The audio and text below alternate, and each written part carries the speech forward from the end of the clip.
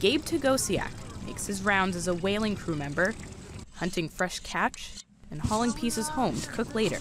It's something that gives us, it's pretty much our identity, subsistence.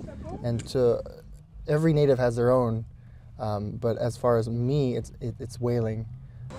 It's a tiring and arduous job, but at the end of the day, TEGOSEAK goes on a different kind of hunt. He works for the Alaska Democratic Party. Well, could you sign one of these cards? Part of an unprecedented grassroots campaign to get Mark Begich reelected as the state senator in what has now become the most expensive race in Alaska history. At 6:30 at the high school library. If we don't get the vote out, we lose. It's that simple.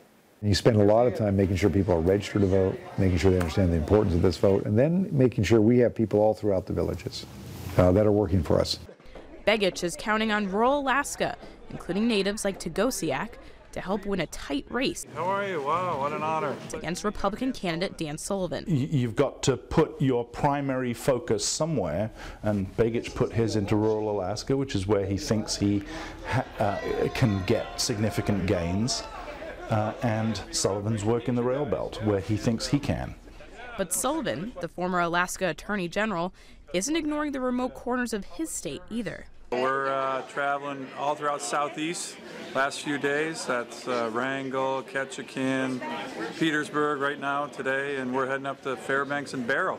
So probably a couple thousand miles in between. Back in rural Barrow, where lemonade costs almost $16. TEGOSEAK goes door to door to get people registered and to vote early. And driving them to the polls, and bringing whatever it needs to be done to meet these people who are not really politically active, but they should care about their subsistence, and they should care about, the prices at the gas and the prices at the store.